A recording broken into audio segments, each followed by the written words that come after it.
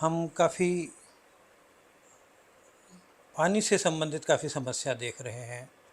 पूरे भारत में अलग अलग स्थानों पर जगह जगह पानी के लिए आंदोलन हो रहे हैं और इतनी एडवांस्ड टेक्नोलॉजी के बावजूद भी पानी की समस्या सब जगह है। जबकि हमारे पूर्वज जिनके पास बड़ी बड़ी मशीनें नहीं थी, जेसीबी वगैरह नहीं थे, तब वो बड़े तालाब बनाते थे, झीलें बनाते थे और उसमें पानी का संरक्षण करते थे। हमारे पास सब कुछ होते हुए भी हम पानी को संरक्षित नहीं रख पा रहे हैं या उसका उपभोग ज़्यादा हो रहा है। ये पानी से संबंधित समस्याएं क्यों हो रही है, इसी के बारे में हम आज प्रोफेसर राजेंद्र गर्ग से बात करेंगे। प्रोफेसर गर्ग रिटायर्ड प्रिंसिपल रहे हैं राजस्थान के अलग अलग महाविद्यालयों में, और ये इनके जो लेख हैं, इनकी रचनाएं हैं, कविताएं हैं, विभिन्न पत्रिकाओं में निरंतर छपती रही हैं और अब भी यह अकादमिक रूप से सक्रिय हैं और आज भी उनकी रचनाएं अलग अलग पत्रिकाओं में छपती रहती हैं। आज हम इन्हीं से बात करेंगे कि इस समय हम जल की समस्या से क्यों जूझ रहे हैं। नमस्कार प्रोफेसर गर्ग साहब। नमस्ते। सबसे पहले तो हम ये जानना चाहेंगे कि हमारे जो हम बचपन में हमने देखा बहुत सारे झील, तालाब, नदियाँ सब भरे होते थे, सब में पानी होता था और चाहे बारिश बहुत कम आती हो या ज़्यादा आती हो, वो तो वैसे ही आती है जैसे अभी आती है, लेकिन वो सब पानी के मामले में समृद्ध थे। लेकिन अब हम देख रहे हैं कि सारी नदियाँ सूखी हैं, सारे तालाब सूखे हैं, झीलें सूखी हैं। बारिश के मौसम में कुछ भर भी जाती हैं लेकिन 2-3 महीने बाद ही वापस सूख जाती हैं। तो ऐसा क्या हुआ कि अचानक से पानी का ऐसा संकट सारे देश में छाया हुआ है? पानी की कमी क्यों है?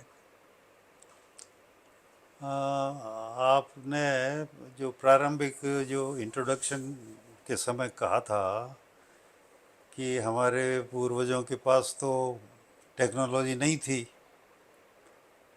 तब भी वो पानी की कमी नहीं रहती थी, बहुतायत में रहता था। और अब हमारे पास इतनी मशीनें, टेक्नोलॉजी है और उसके बावजूद पानी की भयंकर कमी है। तो मैं उसी बात के ऊपर और ज़्यादा स्पष्टीकरण करना चाहूँगा कि देखिए, ये तो आपने अपने जीवन काल में देखा ही है कि कुएं, झरने वगैरह वगैरह सब सूख गए, गाँव में, शहरों में, सब जगह। कुओं की खुदाई हर साल उनको गहरा कराया जाता है और हर साल पानी और नीचे चला जाता है और अंत में सूखी चट्टानें आ जाती हैं। अब ये कुएं चाहे तालाबों के किनारे हों, चाहे पहाड़ों के किनारे हों, ये सब सूख रहे हैं। जबकि पहले जो पहाड़ के किनारे और तालाब के किनारे कुएं होते थे, उनके जल स्तर में पूरे वर्ष कोई अंतर आता ही नहीं था। अब ये अंतर क्यों आ रहा है, इसकी कारणों पर भी हम बात करेंगे। पहले तो हम ये देखें कि पानी का उपयोग, और जैसा आपने कहा टेक्नोलॉजी की बात, तो टेक्नोलॉजी के कारण भूगर्भ के पानी का उपयोग मैं समझता हूँ 4 गुना या 20 गुना नहीं, 500 गुना ज़्यादा हो गया। बढ़ गया है। तब तो हम इसको दुरुपयोग ही कहेंगे। दुरुपयोग भी कहेंगे और कुछ ज़रूरी भी है, कुछ अधिकांश तो दुरुपयोग है। अब हमारी जीवन शैली बदल गई है साहब। पहले, अब जैसे हमारे बचपन में या युवावस्था में हमने देखा कि लोग तालाबों पर नहा कर आते थे, कपड़े धो के नहा कर के, तो तालाब का तो कोई पानी कम होता नहीं था उससे। महिलाएं कुओं से पानी भर भर के घरों पे लाती थी पीने के लिए। अब वो पानी क्योंकि दूर से आता था, तो उसको बड़े इकोनॉमी के साथ काम में लिया जाता था। एक एक बूंद पानी का सदुपयोग किया जाता था और वो पानी केवल पीने के ही काम आता था। नहाने के लिए तालाब थे या झीलें थी या कुंड थे, जो भी थे वो प्राकृतिक जल उनमें भरा रहता था।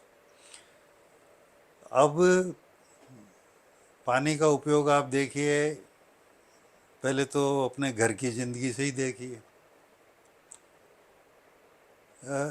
विवाह स्थल और पार्क ये जगह जगह बन गए हैं, और ख़ास तौर से मैं विवाह स्थलों की बात करता हूँ। मैं जिस सड़क पर घूमने जाता हूँ प्रातःकाल, उसके दोनों तरफ बहुत से विवाह स्थल हैं। मैदान हैं लंबे चौड़े, आधा आधा किलोमीटर के, जिनमें साल भर कई कई नलकूप और बड़े बड़े मोटे पाइप उनसे उनको घास हरी पूरी करने तरह के लिए। तरावट की जाती है। और वो नलकूप शायद दिन भर चलते ही रहते हैं। शाम को कोई बंद कर जाता होगा माली, बाकी दिन भर चलते हैं। और दूसरे दिन फिर वही प्रक्रिया चालू। जबकि विवाह का सीजन कोई 2-3 महीने चलता है। और पानी इसलिए ज़रूरी है कि तराई के लिए कि हरी धूप बनी रहे, पूरे साल बनी रहे।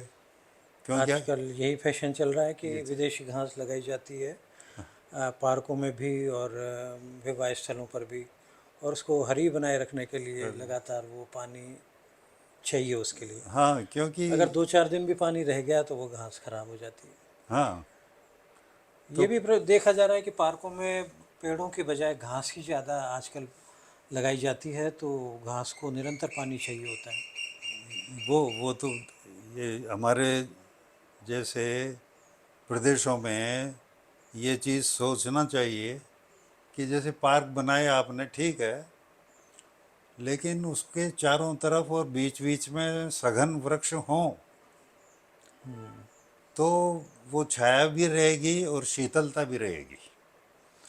अब होता क्या है कि पार्क के चारों तरफ या बीच में कोई वृक्ष होते नहीं हैं। छोटे मोटे नए जो फैशन विदेशी पौधे। विदेशी पौधे लगा हाँ। दिए जाते हैं, हम्म। और उनकी और सिंचाई यही कारण है कि सुबह 8 बजे के बाद इतनी हल्की धूप में भी पार्क में रहना मुश्किल हो जाता है, क्योंकि मुश्किल है। पेड़ पौधे नहीं है, केवल घास है। हाँ, तो दिन भर वो पार्क खाली रहते हैं। तो और दिन क्यों। भर तो हम जा ही नहीं सकते, पेड़ों की छाया नहीं है वहाँ। हाँ, पार्क होते हुए भी पेड़ों की छाया नहीं है, एक पार्क विडंबना है। और चाहे 10 साल पुराना पार्क हो, 20 साल पुराना पार्क हो, उसमें घास तो मिलेगी लेकिन पेड़ की छाया नहीं मिलेगी। पेड़ की छाया नहीं मिलेगी, तो हमें तो हरी धूप चाहिए बस। हमें वृक्ष नहीं चाहिए, तो वो हमें हरी छाया धूप, नहीं चाहिए। हरी धूप पानी काफ़ी कंज्यूम करती है। तो एक तो वो, और विवाह स्थलों में तो मैदान चाहिए। जो नए ढंग के विवाह आजकल हो रहे हैं, हाँ, उनमें बड़े बड़े मैदान चाहिए। तो उसमें भी घास में लगातार तो पानी और वो चाहिए। पूरे वर्ष जो है वो घास दोब जो भी है उसको हरा रखना, वो भी आवश्यक है। अन्यथा मौके पे तो दोब उगाई नहीं जा सकती। तो ये पानी का मैं देखता हूँ मीलों तक विवाह स्थल दिखाई देते हैं, और वहाँ सैकड़ों नलकूप निरंतर चलते रहते हैं।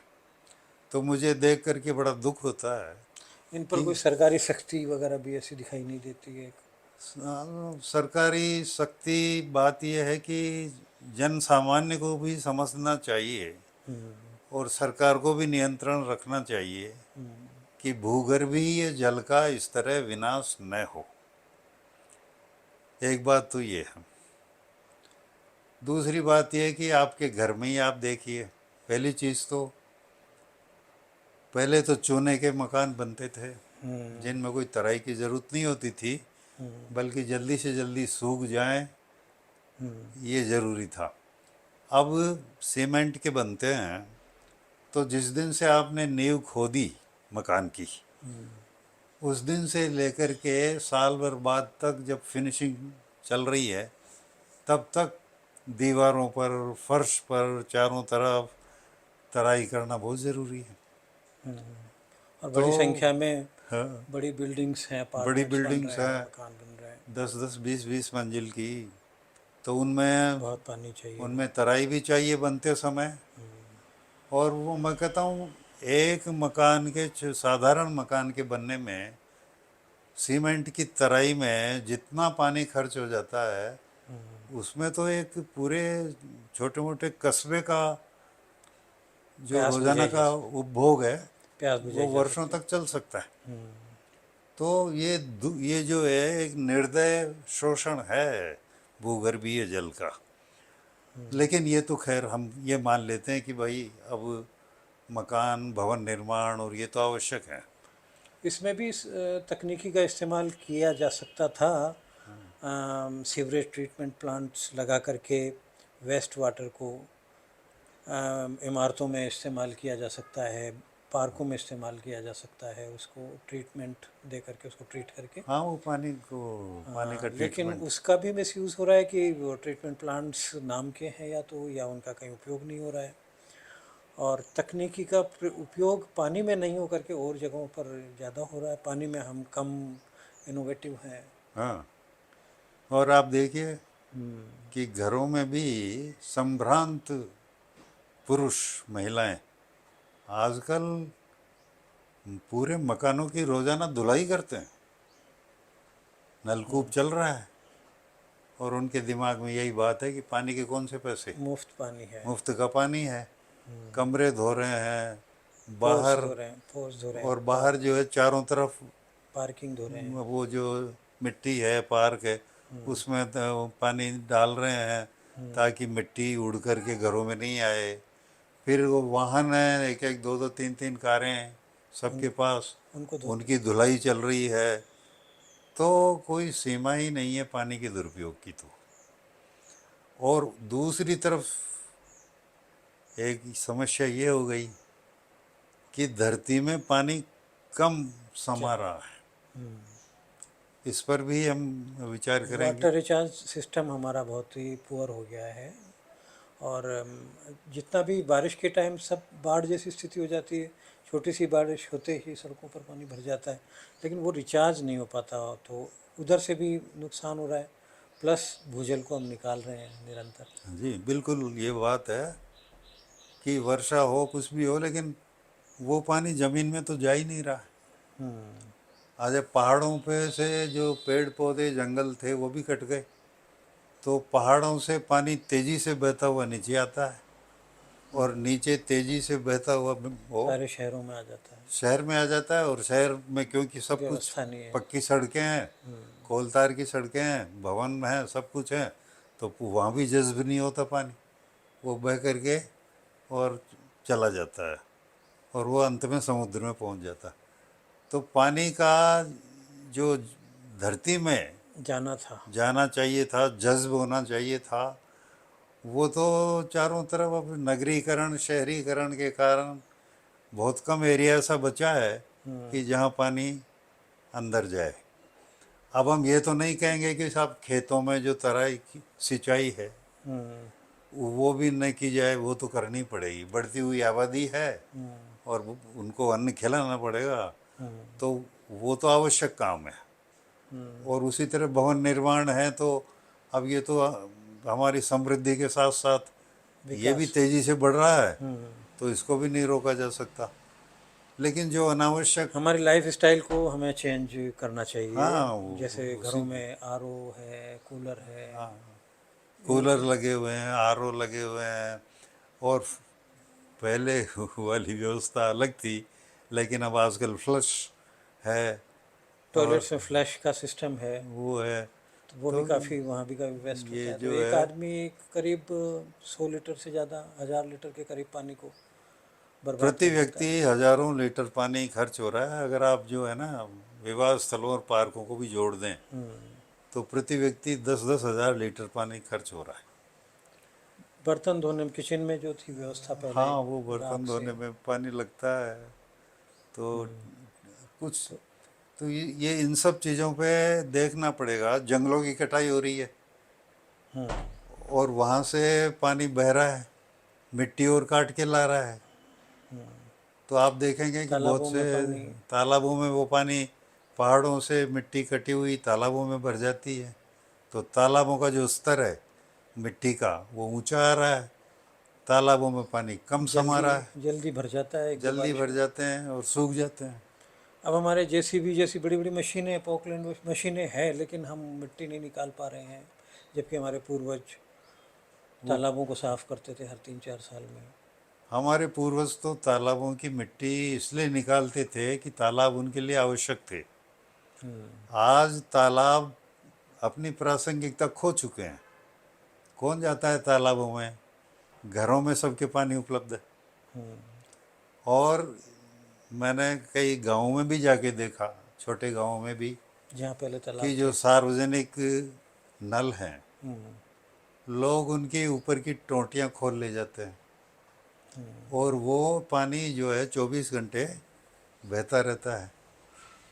कीचड़ हो जाता है चारों तरफ मिट्टी में, लेकिन वो इस चीज़ से बाज नहीं आते। ये भी नहीं कि उसके कोई डाटा लगा दें, क्योंकि यहाँ घरों में भी टूटी नहीं लगाते हैं। जैसे घरों में लगा लेते हैं, कम से कम वैसा डाटा तो लगा दें।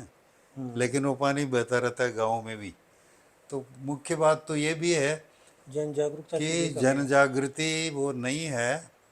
और जब पानी की कमी हो जाती है, नलों में पानी नहीं आता, तब तो आंदोलन। हमारे संभ्रांत लोग और महिलाएं मंत्रियों के सामने मटका फोड़ प्रदर्शन करते रहते हैं कि साहब पानी क्यों क्यों नहीं आ रहा, और आपका एक काम है, आपको ये करना चाहिए, हमारे नलों में पानी नहीं आ।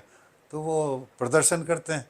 अब उनको पता नहीं कि दुरुपयोग हमने किया पानी का भी। 50-50 किलोमीटर दूर से पानी आ रहा है बांधों में, वहाँ से शहरों में पानी आ रहा है 100-100 किलोमीटर दूर से। यहाँ जयपुर में भी बीसलपुर से पानी आ रहा है, पहले रामगढ़ से आता था। तो इतनी दूर से पानी आ रहा है और पानी का दुरुपयोग इस तरह यहाँ हो रहा है। बड़े तो बड़े उस पर तो कोई विचार करता नहीं है। स्विमिंग पूल्स बने हुए हैं रिसोर्ट्स में, होटल्स में। हाँ, सब जगह स्विमिंग पूल्स के माध्यम से भी बहुत स्विमिंग पूल बन रहे हैं, उनमें रोजाना पानी बदला जा रहा है। वो पानी पुराना कहाँ उसको निकाला जा रहा है, उसका क्या हो रहा है। अंधाधुंध पानी का दुरुपयोग किया जा रहा है। और लोगों में वो एक जो सिटीजन्स में जो एक जन चेतना होनी चाहिए। और अब तो ऐसा लगता है कि उपभोग इतना प्रति व्यक्ति बढ़ता जा रहा है कि सारे केवल पानी ही नहीं, धरती के और भी जो स्रोत हैं सूखते जा रहे हैं। और कई तरह की वनस्पतियाँ, कई लक, तरह की लकड़ी का, पानी का। वृक्ष, पेड़ पौधे, उनकी प्रजातियां समाप्त हो रही है। अब आपको कहाँ दिखाई दे रहे हैं मोर? पहले हमको हर वृक्ष के ऊपर 2-3 मोर बैठे हुए दिखाई देते थे। और वो बारिश के दिनों में जब गर्जना होती थी तो उनकी मोरों की आवाज़ें हम जो है कूक सुनते थे। और पूरे गांव में, कस्बे में, शहर में मेंढकों की टर्राहट सुनते रहते थे। मेंढक कहीं दिखते ही नहीं, मोर कहीं दिखते ही नहीं। गिद्ध गायब हो गई, चीलें गायब हो गई। लेकिन हम अपने जीवन स्तर को ऊंचा करने में व्यस्त हो। नशे नशे में डूबे हुए हैं। तो कभी तो इस तरह से कुछ न कोई नशा आता जाता है, कभी पानी का, कभी ये थी जीवन स्तर, जिसका मतलब ये है अत्यधिक उपभोग। इसी को विकास कहने लगे हैं इसी को आजकल। विकास कहने लगे हैं। आपका घर है, 6 कमरे हैं, तो 6 डबल बेड हो रहे हैं, हर एक कमरे में फर्नीचर है। सोफ़ा कुर्सी लगे हुए हैं। वो कहाँ से आई लकड़ी? तो जंगल साफ हो रहे हैं, कोई सोच ही नहीं रहा। और अब तो अफ्रीका से सागवान की लकड़ी का आयात किया जा रहा है, यानी हमारा उपभोग और अफ्रीका में जंगलों की कटाई। कटाई। अब तो ये ग्लोबल लेवल पे ये होता जा रहा है। और परिणाम स्वरूप आप देखिए जो ग्लेशियर थे, चाहे वो हिमालय को हो, चाहे उत्तरी ध्रुव, दक्षिणी ध्रुवों के जो बर्फ से ढके हुए पहाड़ थे वो थे, वो भी पीछे सब हटते जा रहे हैं। सब पिघलते जा रहे हैं। और वो पानी पिघल पिघल के समुद्र में आ रहा है और समुद्र का जल स्तर ऊंचा होता जा रहा है और नगर के जो शहर हैं वो डूबते जा रहे हैं। ये परिदृश्य हमें दिखाई देता है।